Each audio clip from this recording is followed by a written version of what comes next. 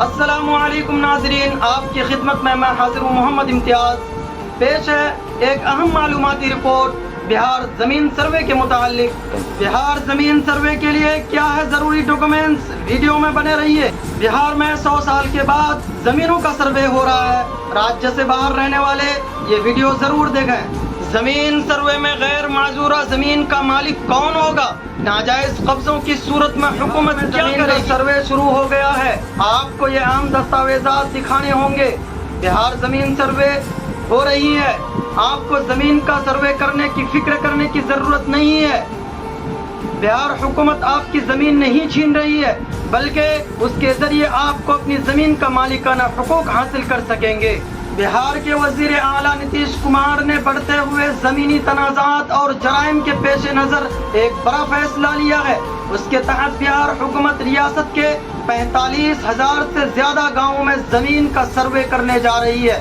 بہار میں 20 اگست سے زمین کا سروے شروع ہو گیا ہے۔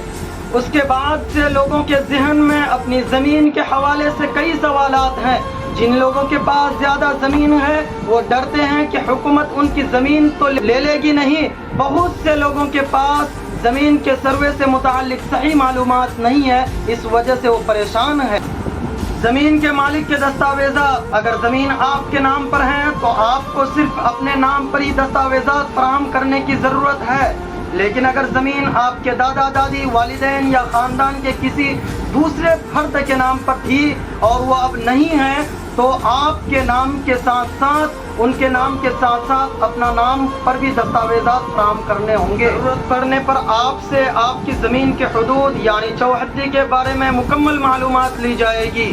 اس سے پہلے آپ سب کو اپنے زمین کے تمام کاغذات درست کر کے اسے نامزد کرنا چاہیے۔ اس کے بعد آپ سب کو زمین کے چوہدی کے ساتھ فارم 2 بھر کر کیمپ میں جمع کرنا ہوگا۔ اس درخواست فارم کے ساتھ آپ کو کچھ دستاویزات بھی جمع کرنے ہوں گے، جیسے کہ جمع بندی کی نمبر کی تفصیلات، رسید کی فوٹو کاپی، خطیان کی کاپی وغیرہ، تاریخ وفات اور میت جمع بندی، ریت کی سرٹیفکیٹ کی فوٹو کاپی بھی جمع کرنے ہوں گے۔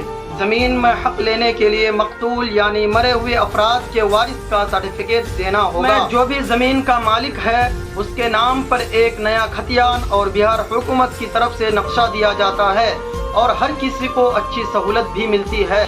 آپ کو بتاتے چلیں کہ زمین کے سروے کی تفصیلات کے لیے ہر کسان کے پاس اپنے موبائل نمبر فارم 2 ہوتا ہے، جبکہ 2 صفحات کے فارم 391 میں نسبت نامہ بھرنا ہوتا ہے۔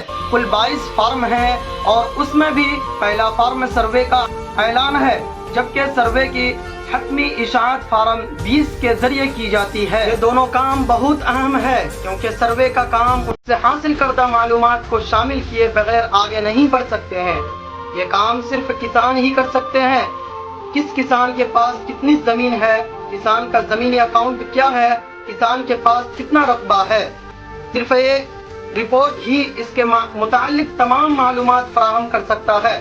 اس طرح صرف وہی شخص ہر کسان کے آباء و اجداد کے بارے میں بہتر معلومات رکھتا ہوگا۔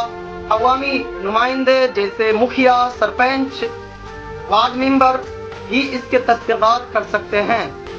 اگر زمین آپ کے دادا یا پردادا کی زمین ہے تو آپ کے پاس اس زمین کی ملکیت کا کاپی کا ثبوت ہونا چاہیے۔ اگر آپ نے خود زمین خریدی ہے تو اس کی صرف کیبلا کا ایک فوٹو کاپی تیار رکھیں۔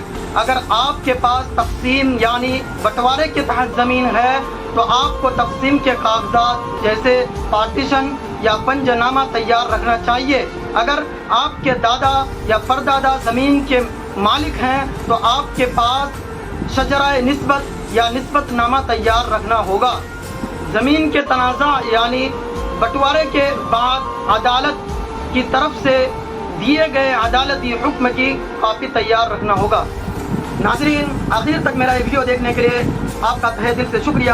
اگر آپ ہمارا یہ ویڈیو فیس بک پیج میں دیکھ رہے ہیں تو پیج کو فالو کیجیے، اگر یوٹیوب چینل میں دیکھ رہے ہیں تو چینل کو سبسکرائب کیجیے اور ایسے ہی تازہ ترین خبروں کے لیے ہمارے چینل پر بنے رہیے۔